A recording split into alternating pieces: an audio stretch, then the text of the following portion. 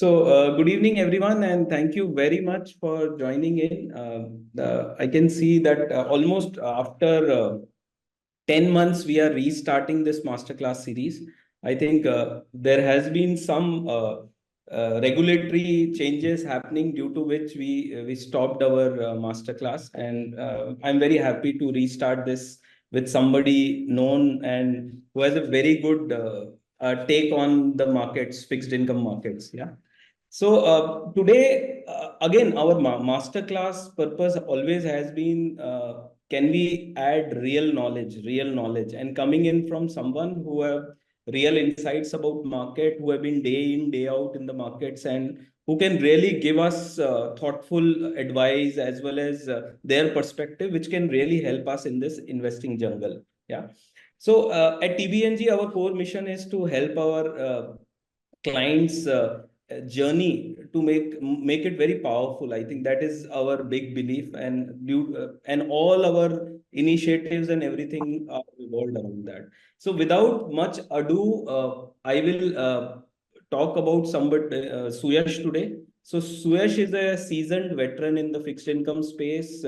He is CIO fixed income at Bandhan Mutual Fund, erstwhile IDFC Mutual Fund, and he oversees assets upwards of 60,000 crores in management.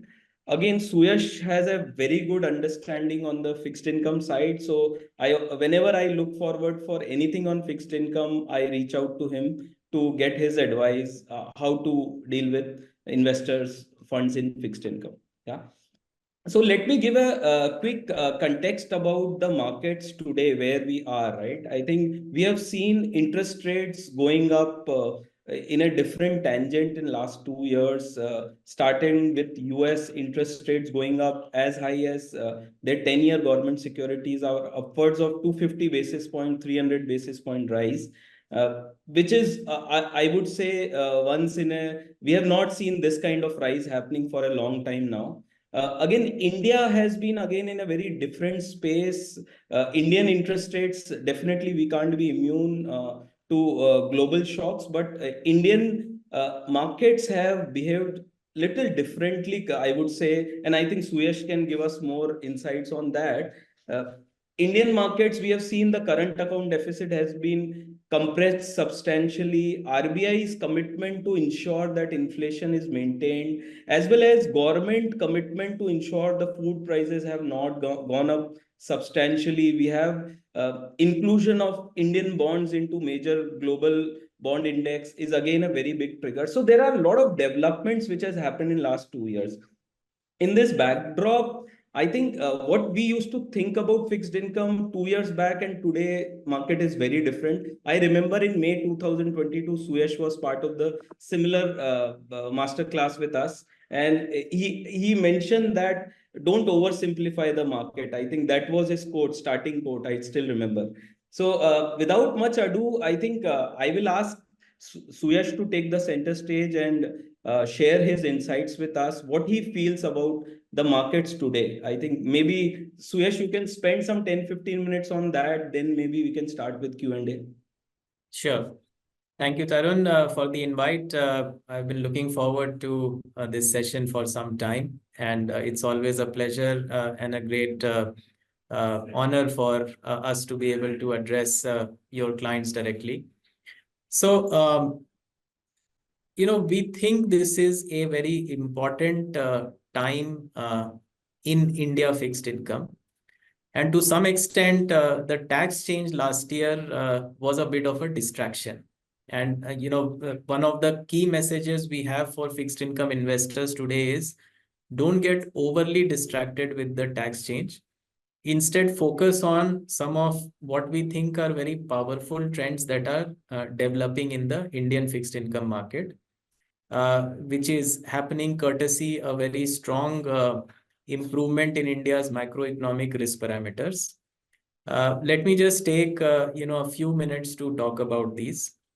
So, first of all, a lot of what is happening to an individual country from a macroeconomic standpoint today is a very big function of how fiscal and monetary policy were conducted over the COVID years. So, what is the strength of fiscal and monetary response that was administered over COVID? And after which, how quickly central banks and governments have moved to restore normalcy as far as policy is concerned. And as far as, that is the case, India almost stands out in being very measured and responsible in administering the right amount of fiscal and monetary response to the crisis, and after which a very speedy consolidation of fiscal deficit, which is underway, and monetary policy, as you know, where RBI hiked interest rates and stopped infusion of liquidity in the system. This alongside some long period developments that have been ongoing in India is basically leading to now India being considered one of the very low risk emerging markets in a global context. And let me, talk about these three parameters slightly more in detail, which is the current account, inflation, and fiscal deficit. Now, first of all, from a concept standpoint, the current account deficit is nothing but the difference between investment and savings at a country level. And if you visualize what interest rates are, basically the primary objective of interest rates is to match investment with savings. As an example, if investments are growing higher than savings, then interest rates go up. And therefore, that puts a downward pressure on investment and an upward pressure on savings. If savings are growing higher than investments, then interest rates fall because investment needs greater incentivization. So therefore, when you're taking a view on interest rates, especially in an emerging market context like India, you have to have a very strong focus on what is happening to current account deficit. As an example, if you recall 2012-13, India had a sharp rise in interest rates precisely because at that point we were running almost 5% of GDP as current account deficit. Today, the picture is diametrically opposite to that scenario, where despite a growth rate of 6.5% to 7%, despite investment to GDP ratio picking up, you are experiencing current account deficit of the order of 1% of GDP. Now, this has happened very rarely in our recent history, where a small current account deficit is consistent with reasonably high economic growth. So whenever you have had narrow current account deficit, it has either happened because oil prices have crashed, which is not the case today, or economic growth has been slow, which means investment to GDP has been slow, which is not the case today. So if there is one, large and important message I want to put on the table today is that as a long-term fixed income investor, one has to pay very close attention to the evolving current account dynamics of a country. And I'm happy to report that in the case of India, we seem to have now transitioned to something like a 1.5% current account deficit country from being 2.5% to 3% current account deficit country earlier. And if this trend were to continue, this means that long-term interest rates will not only be stable, but it's reasonable to expect that they will also start to fall. Obviously, the assumption is that this trend continues. You look at India's inflation dynamics. At the headline level, we are growing at 5% inflation. But if you were to just take out 6% of the 100%, which is attributable to vegetables, the balance 94% of the inflation basket is actually growing at 3.5%. And that is happening because inflation broadly is very closely under control in India. It is only the volatile food prices that are causing some volatility in headline inflation. You turn to fiscal deficit. Pre-COVID, the fiscal deficit of center plus state plus public sector enterprises, which we call public sector deficit, was of the order of around 8.5% of GDP. We are back to that level, give or take, for FY25 onwards. Notably, we will be one of the very, very few countries, large countries around the world, where fiscal dynamics are now back to pre-COVID levels. If I were to give you one example from the largest developed market in the world, which is the US, prior to the pandemic, US used to run a central government fiscal deficit of around 3 to 4% of GDP. Today, they are at 6% of GDP. And projections suggest that in the next 7, 8, 10 years also, they will continue to run something like 5 to 6% of GDP as fiscal deficit. Contrast this with India. The center's fiscal deficit for the current financial year is already back to 5.1% of GDP. For the financial year after this, it is going to shrink further to 4.5% of GDP. So if you were to put all these things together, the way our current account dynamics are progressing, the way inflation is progressing, and the way fiscal compression is progressing, and note, all of these are not owing to any happy accident, but conscious policy choices, both from RBI and Government of India. If this were to continue, we believe that India's fixed income market is at an inflection point, which is basically from 7, 8 years ago being considered a high-risk emerging market. We have already transitioned to being perceived as a low-risk emerging market. And probably the risk perception that people attach to Indian assets will progressively continue to go down. Now, as investors, you appreciate this very well and significantly as far as the equity market is concerned. My point to you is that the same thing is beginning for the bond market as well.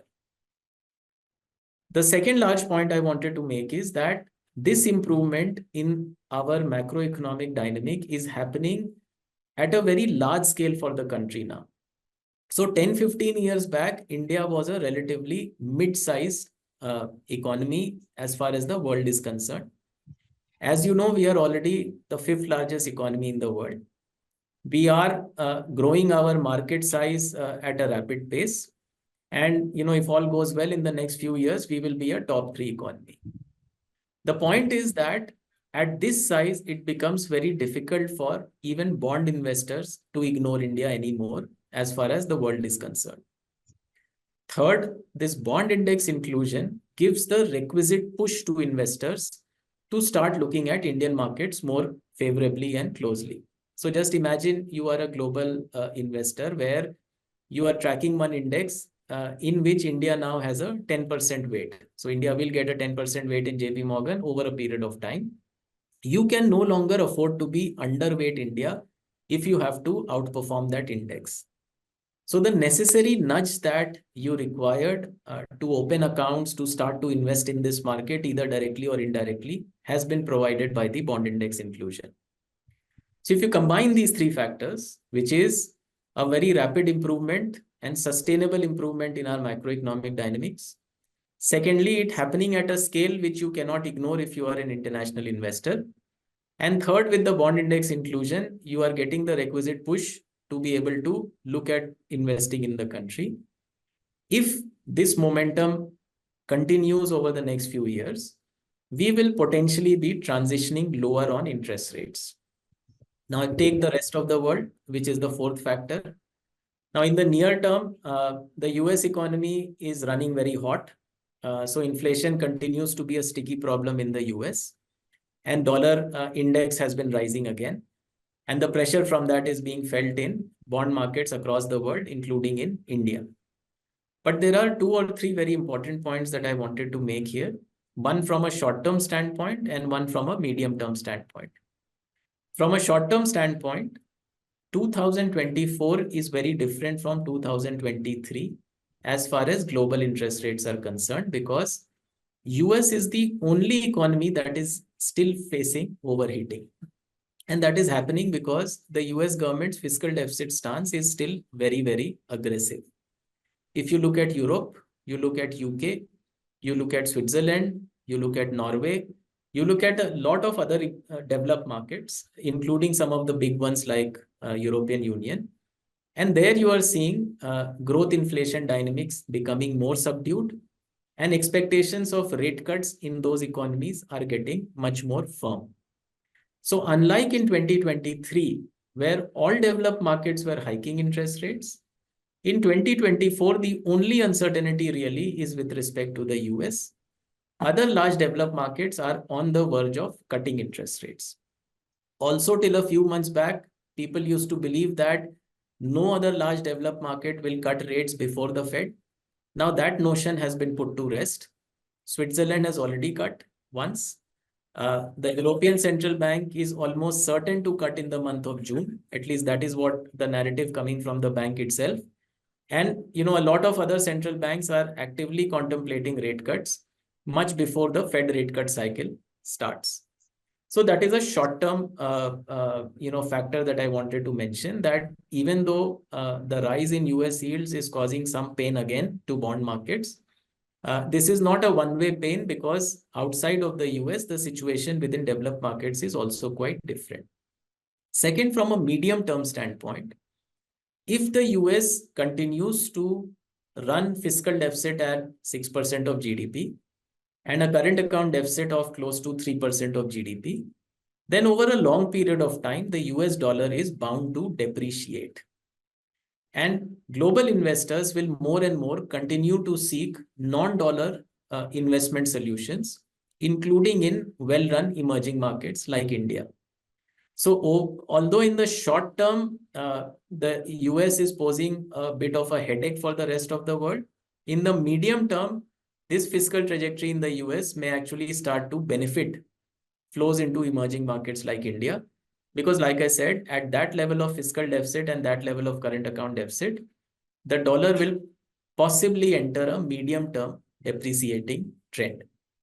So in our very strong view, this is the time to be allocated to fixed income in India.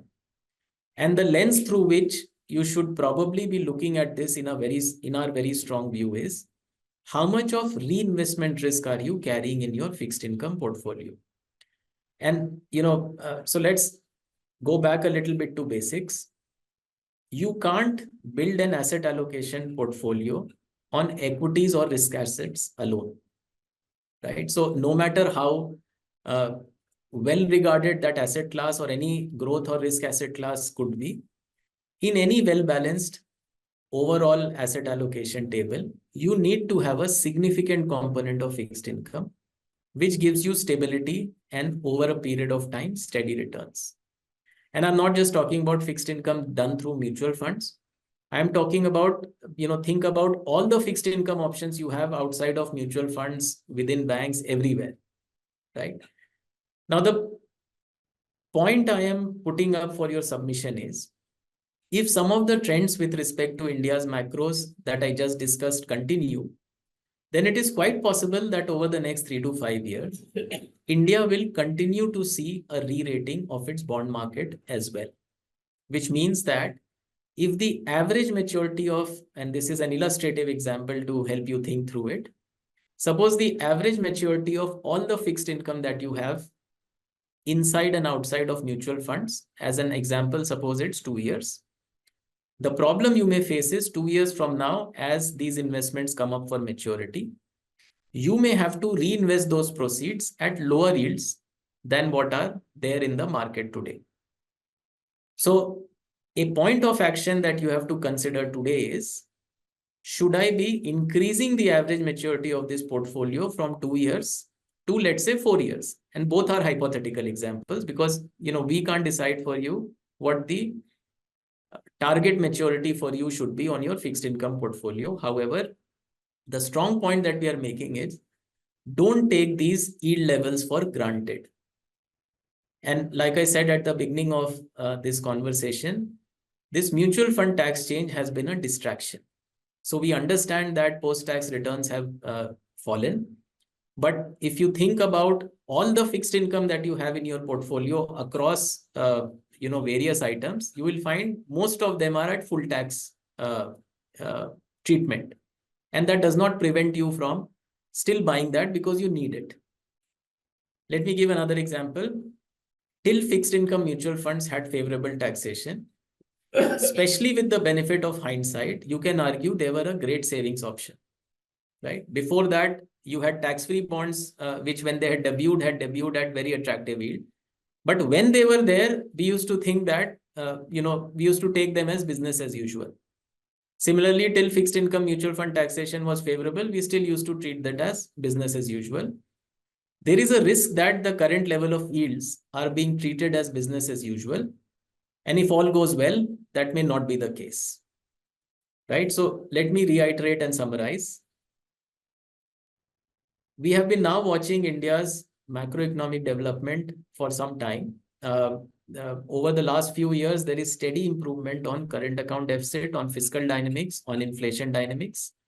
If these were to continue, we will expect a progressive reduction in the way people perceive India's fixed income risk as well, just like it is happening for equities. India's fixed income market is also now very wide and large. And therefore, for any global investors seeking a large market to invest in, which is a great macroeconomic story, it cannot be any longer ignored. The bond index inclusion is a requisite push, but we think eventually the flows under this will be much larger than what just the initial estimates suggest.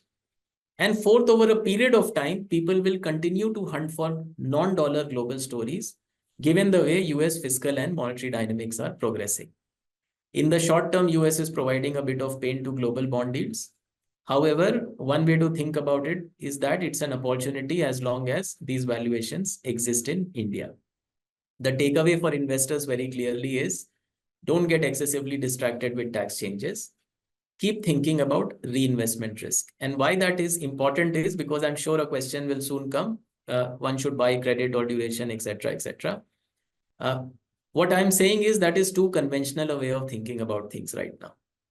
The first focus, the first mitigation of risk should be, I have to expand maturity on my aggregate fixed income. And I can't emphasize enough, don't just look at your mutual fund. So you may very well find that on your aggregate fixed income book, you are actually running a very short maturity. And use, in our view, mutual fund products or any other product for that matter that makes sense to you to expand that maturity to a level that you are comfortable with, but that minimizes or reduces reinvestment risk. To summarize again what I mean by reinvestment risk, suppose you currently have an average maturity of 2 years on your fixed income book. In 2 years' time, when this comes up for reinvestment, if yields are lower, I can't tell you how much lower, it could also be substantially lower. You will basically feel the pinch of reinvestment risk, and action can be taken today to mitigate that. There is a probability the view goes wrong, but the more we see of data, the more convinced we are that India is on the verge of re-rating as far as fixed income is concerned as well. Let me stop there. Thank you, Suyash. I think you have not left any questions for me. I think you have answered everything. But let me ask you something which came to my mind. I think there is a unique US trifecta which is playing right now, right? The tight USD, US dollar, tight US Treasury. I am talking a little short term right now, and even high crude is playing out right now, right? So all these things, I think, have disturbed a little bit in last, I think, a 1 month data what I have been observing. So any quick views on that short-term data points what are coming now? See, the single problem in the US is for some reason the government is refusing to consolidate the fiscal deficit. So what we call long-term trend rate of growth, which is where in normal circumstances an economy should be growing. In the case of the US is around 2%. US is growing at close to 3%. Now, any well thought out fiscal policy would have said that, look, we are growing above trend. This is the time to consolidate the fiscal deficit because in the future, we may need to expand again if growth were to subside.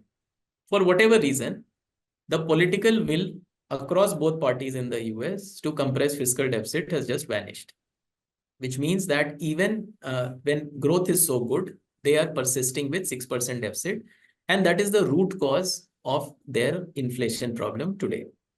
And which is also why that same inflation problem does not exist in Europe, is beginning to reduce in UK and a lot of other geographies, because there one is not seeing this amount of fiscal adventurism. However, even if you look at the US, there are certain factors which are changing. So for example, the labor market there is coming into better balance. Consumers at the lower end of the earning spectrum are beginning to face the pinch of higher interest rates. And therefore, it is possible that even US is eventually able to deliver some rate cuts.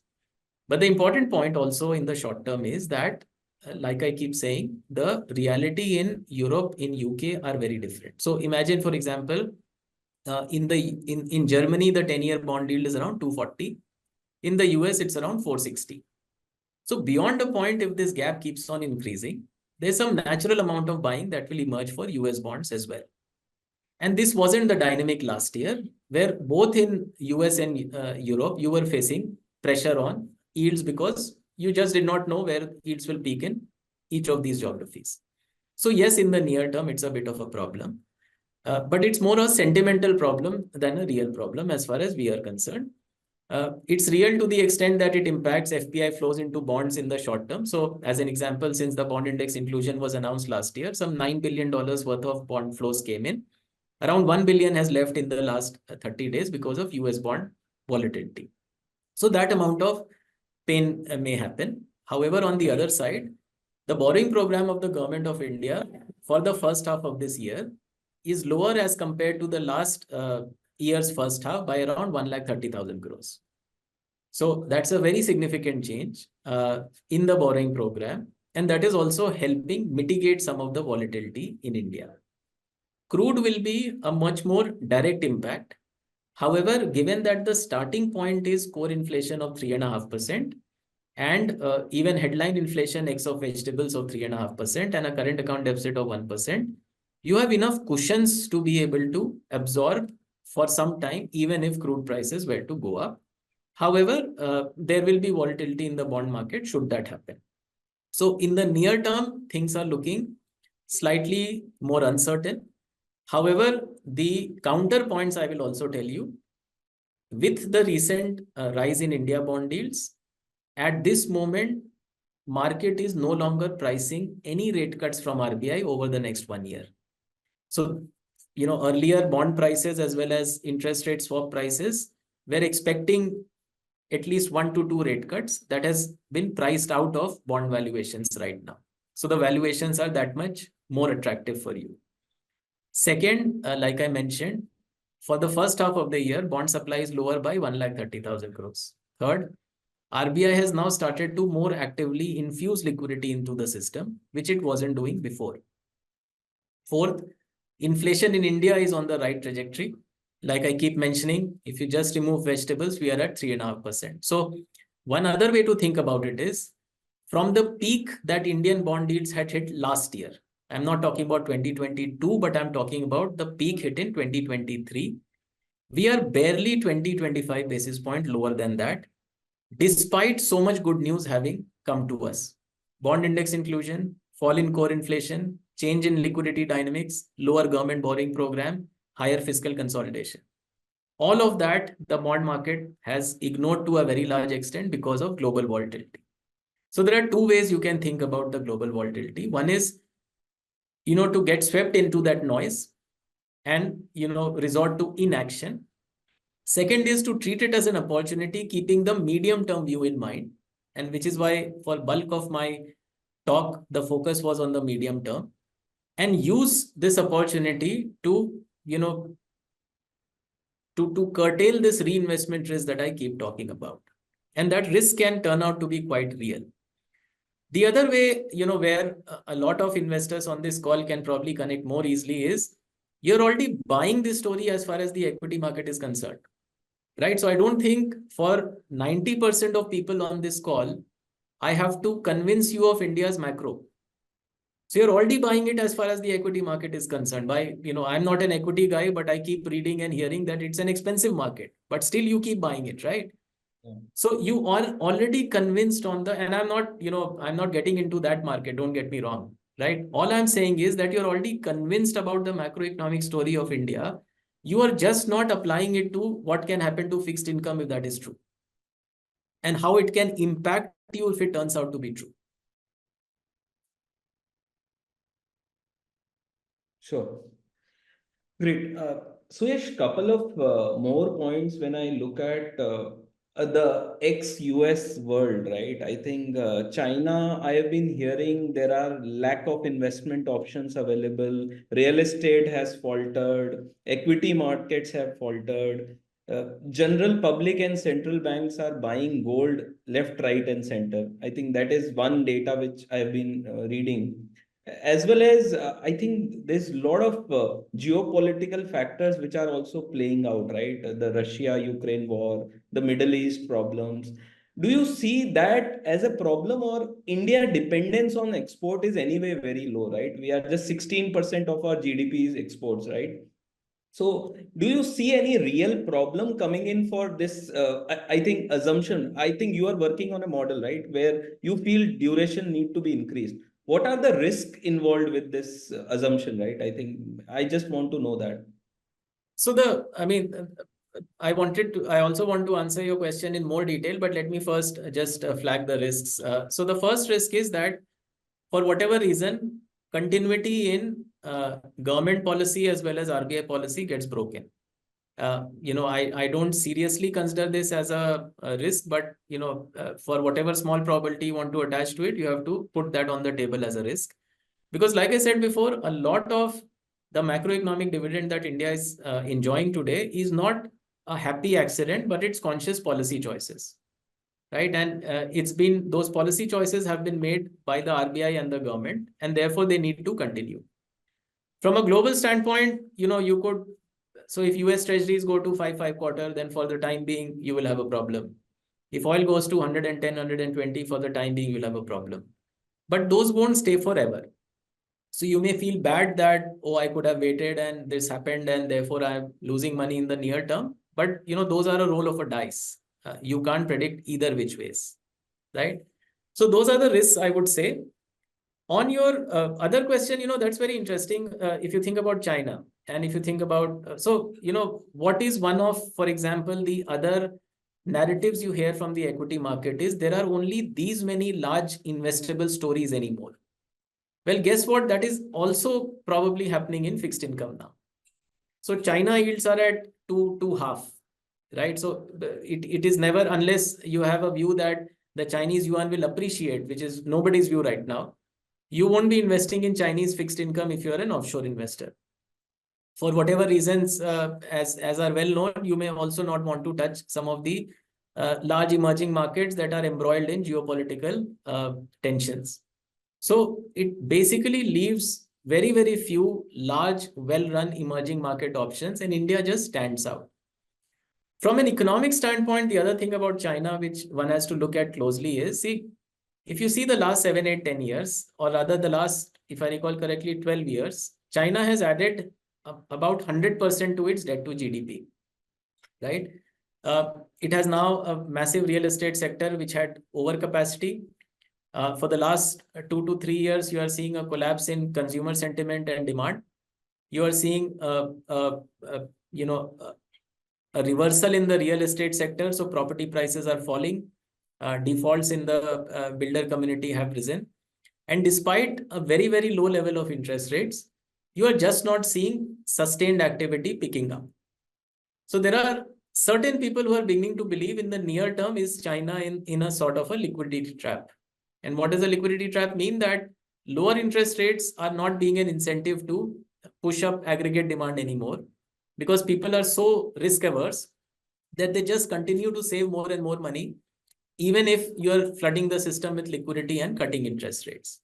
So, one is not sure whether it's an actual liquidity trap or it's only in the short run a liquidity trap. But what one does know is, despite various calls that China is about to bottom out and revive, it is still, very, very mixed data that one continues to see from there. So, and also think about China's role in global inflation today, that, just as we worry about high inflation in the West, China, we are worrying about too low inflation. And in some sense, that is the balance to global inflation that we have today. So if China were not experiencing what it is experiencing today, then, you may actually have much higher levels of average global inflation. And that also is an important counterpoint to what is happening in the US. So, US is the largest economy. It is the largest market in the world. It is the printer of the US dollar, and which is why it's so important. But also the important point is there are other global narratives that are going on, which are very different from what is happening in the US.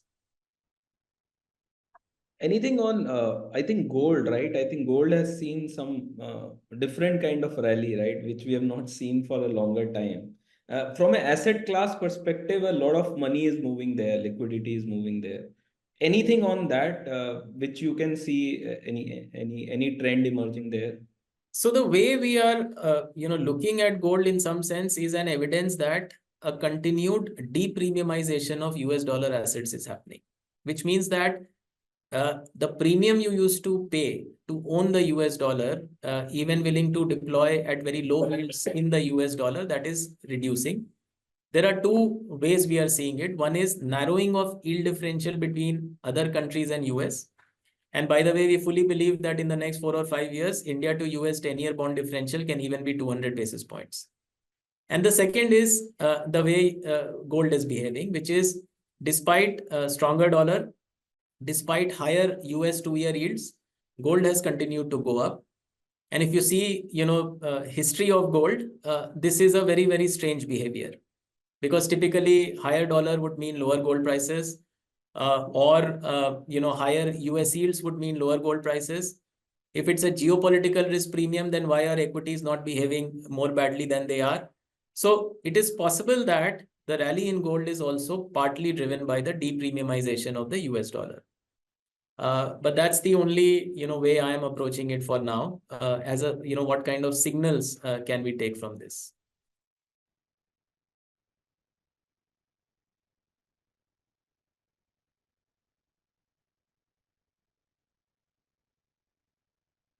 Tarun, you're on mute, I think. So Suyash, there's one question coming in. Turkey is running at 50-60% inflation for quite some time. Is it a ticking bomb? Any implication for world and Indian economy? I think. No, not really. I mean, Turkey has had its problems, on macroeconomics for some time. If anything, and we don't track it very closely because the implications are quite small as far as the world and India are concerned. However, casual reading earlier, if memory serves me correct, monetary policy has turned much more conventional in Turkey. So used to be a point where there was a notion that increasing interest rates increases inflation or something of the sort. And those notions have been put to rest. I think policy there has become much more conventional, but it's really too small a market, or the amount of assets globally denominated in their currency is also not material. So it's more like, one of the small emerging markets that you talk about, but, unless you're directly involved in that, people don't keep that too much in mainstream discussions. Sure. I think 2022, I think the data points, what I am observing right now, I think 2022 is very fresh in our memory, right? A lot of things happened there, right? So I think this tight USD, tight US Treasury, plus even high crude, all these things were there similarly, right? In 2022. And this is a little academic question, Suyash, that what we could have done wrong. I think RBI and the Indian government, the way they managed this entire last 4 or 5 years, I think, what do you think could go have gone wrong, and which are the other countries who have become actually casualty because they have not managed this properly? I think this has a lot of learnings for us, right? I think how last 4 years government and RBI has behaved, right? I think that is very important for us to learn. Absolutely. And, a lot of macroeconomic benefits that we are talking about today are a direct result of how they behaved. So, if you were to just refresh our memories a little bit on 2022, or rather, let's go back even further to 2020 when the pandemic broke. And, 2022 stands out because that is when monetary policy reversal happened. But equally importantly, how stimulus was rolled out over the pandemic is also a very important discussion to have. So you'll recall that, India initially was actually criticized that fiscal is not being as aggressive as in many other countries. And I remember that one of the views that government had put out then is that, look, there is no activity happening because everyone is at a standstill, stuck, right? So if we were to infuse more money, it will not generate more activity. because activity is physically stopped. And that was actually the exactly right way to think about it, that there is capacity destruction happening, there is purchasing power destruction that is happening for people and companies whose income has stopped because of stoppage of activity. And those people, those companies have to be supported by a fiscal stimulus. However, if you give too much of it, it's not going to revive the system when activity is physically stopped. And that is the distinction that economies like the US forgot. See, one of the things for an emerging market like India is that you have to be conscious, since you don't print the reserve currency of the world, you have to be reasonably responsible. And the US had no such constraint. But if you see the rollout of fiscal policy in India, it was exactly the right diagnosis. I mean, you can debate about whether it should have been more or less, etc., which people will have different views. But the diagnosis was exactly right, that we have to protect purchasing power, companies' ability to withstand this, but we can't do anything if activity is physically stopped. What the US and the Fed did is they just automatically looked at data. Oh, GDP has collapsed. Oh, employment has collapsed. So let's flood the system with liquidity. Let's flood the system with stimulus, irrespective whether the ability to work itself has been stopped.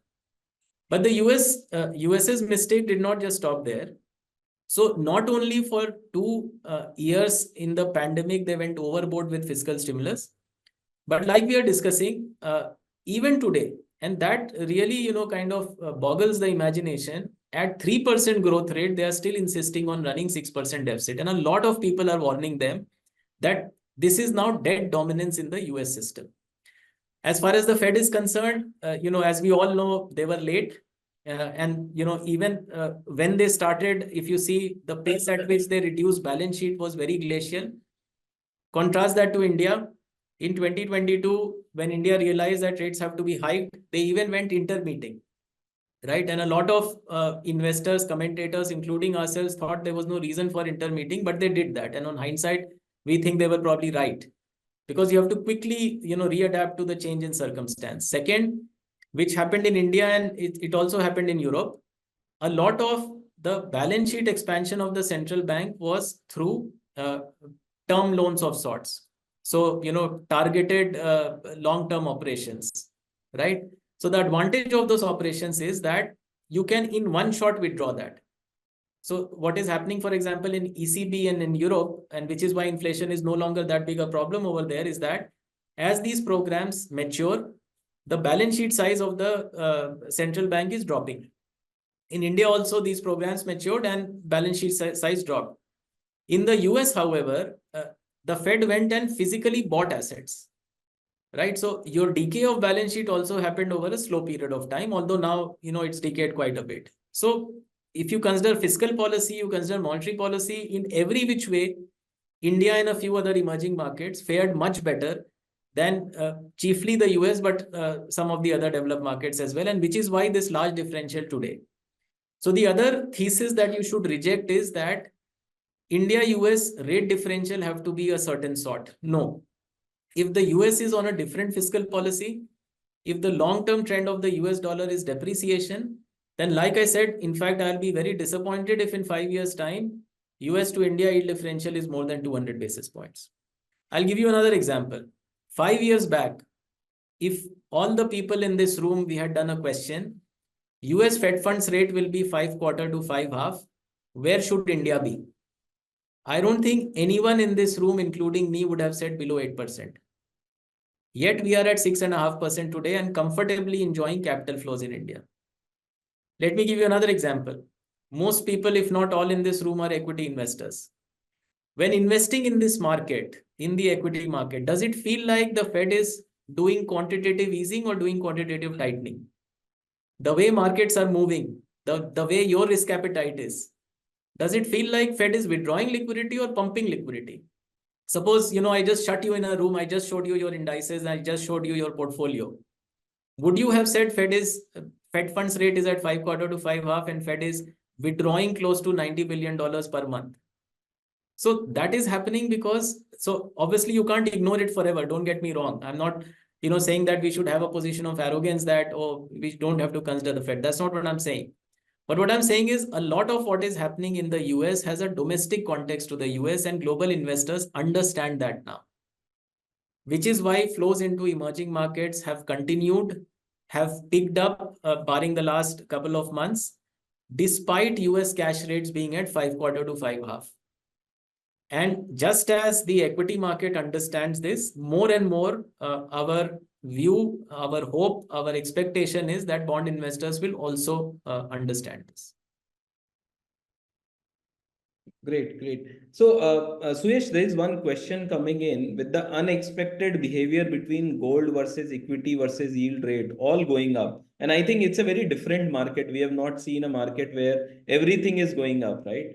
Do you see the fundamental theory needs to be rewritten? We always believe that it should behave in same trajectory, or it's short term and in long term it will be back to the fundamentals. I think So I think, like I said before, one hypothesis you have to keep visiting over and over again is, are we in a slow trend of dollar depremiumization? And if it is happening, it's a very powerful effect, which is different from de-dollarization. See, the two concepts are different. De-dollarization is you don't need dollar as a reserve currency anymore. Now, even if that happens, that is a multi-decadal process. That won't happen in 2, 3, 4 years. Depremiumization means that the premium you pay for holding US dollar assets is progressively reducing. Like I said, the two ways it's showing is narrowing of yield differentials and possibly also the behavior of gold. But over a period of time, I think both these things will continue together. So there is slow amount of de-dollarization that is happening. And partly it is driven by geopolitics because there are ideological blocks that are developing in the world, and many of these blocks are trading amongst themselves without the dollar. But there's also an aspect that emerging markets like India, which are a global player, which are not part of just blocks, but are aspirational and ambitious that the rupee should also become an international currency. Now, this will also be a very, very slow moving thing. But if you combine the two, more and more de-dollarization happening in patches and a depremiumization of US dollar assets, then the long period view that I expressed, that probably after this peak, US dollar will be in a secular decline for a long period of time. You could think about that with a greater probability. Suyesh, any thoughts on why RBI doesn't want dollars to go out of the country? I think this is a question because I can see a lot of controls which are coming in, right? Every day, news flows, what we are getting, right? TCS, they are putting on Indians sending money abroad and all that, right? So, any thoughts? Because I think we already have a very good $600+ billion of forex, current account deficit is in control. Do you see going forward? And I think we are adding, say, 50 $100 billion a year right now going forward also with the FDI flows and bond index inclusion. Why is that we continue to behave like the old thing? I think that is one area where I am not able to understand why RBI is putting so much curve there. See, to the best of my understanding, there are no large-scale curves. Yes, India is not freely capital account convertible, but some of these tweaks may actually be born of certain other considerations, not necessarily just the quantum of outflow. Because, like you're rightly saying, India is not in a place today where there is any need for concern as far as the external situation is concerned, led by the current account deficit, as well as your stock of dollar situation is concerned. In fact, one of the ways this RBI has stood out is at every given opportunity, it has accumulated forex reserves so that, whenever they fall, it quickly builds it back. And many commentators have said, why is it not allowing rupee to appreciate, etc. I think that's exactly the right policy that RBI is using. As an emerging market with a lot of, sitting on a lot of global capital flows, we essentially are sitting on borrowed FX reserves, right? So you need to have as much of that as you can in good times, because this still remains a very uncertain world. And also from a trade standpoint, given, where Chinese yuan, etc. is, you can't also allow the rupee to appreciate too much.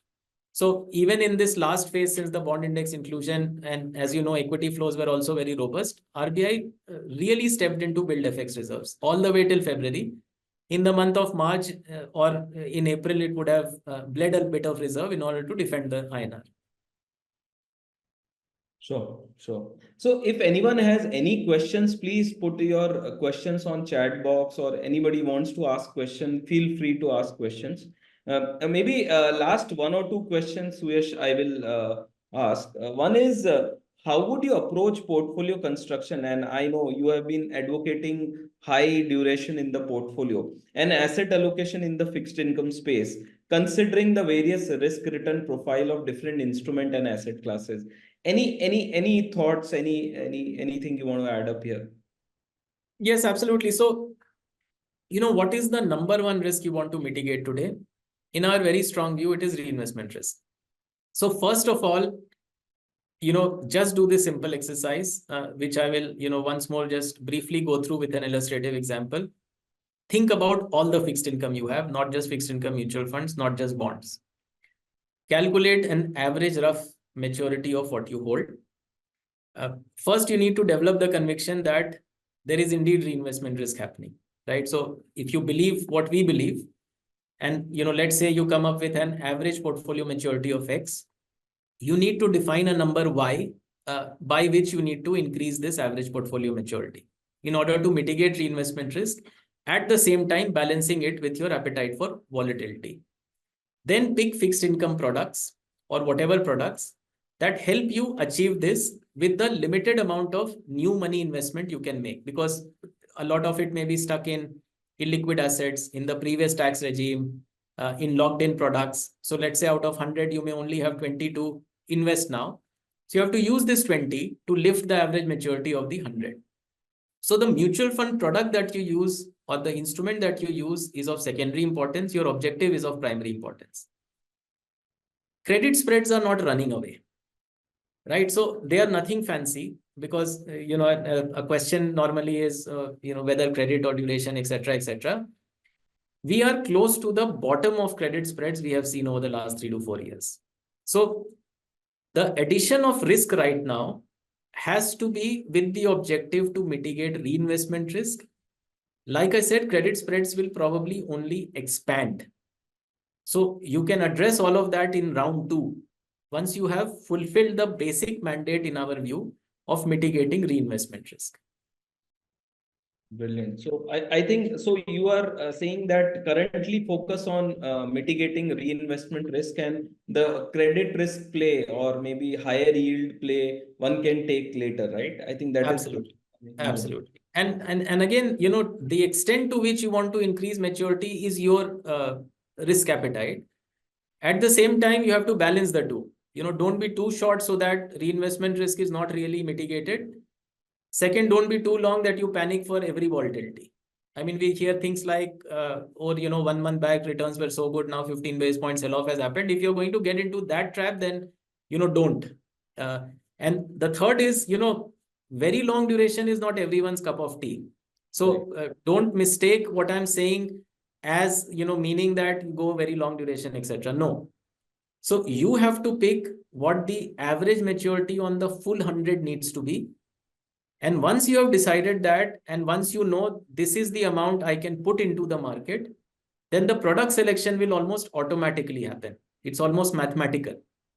Sure.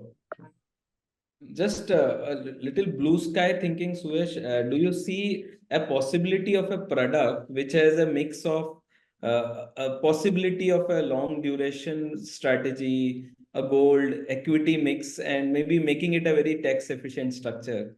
Do you see a possibility of a product like this, right, which can give clients a more better tax efficient experience around it?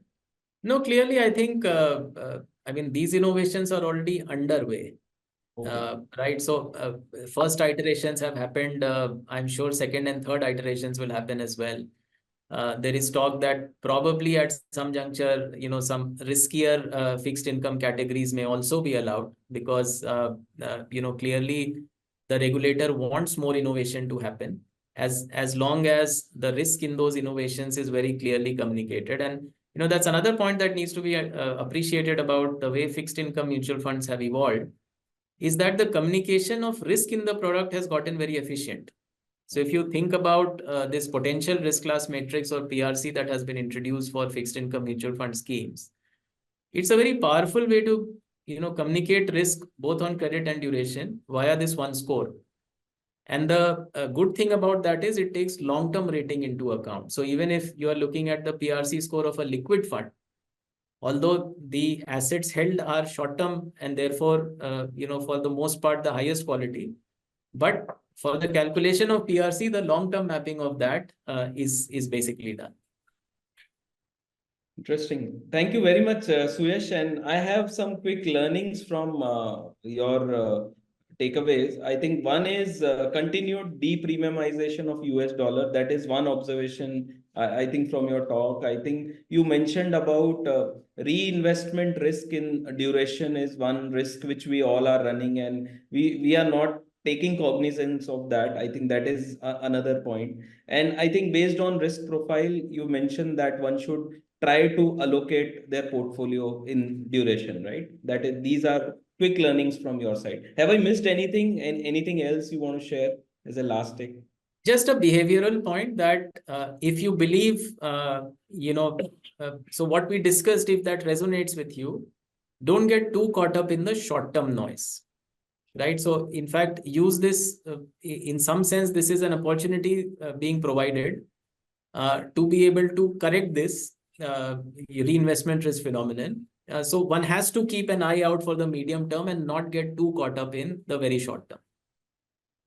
It's been always a pleasure, Suyash, to have you. Thank you very much for sharing your thoughts so openly. Thank you very much. Thank you, Tarun. Absolutely a pleasure. Have a pleasant evening, everyone. Thank you, everyone, for joining in, and looking forward for further masterclasses. Thank you very much. Mutual fund investments are subject to market risks. Read all scheme-related documents carefully.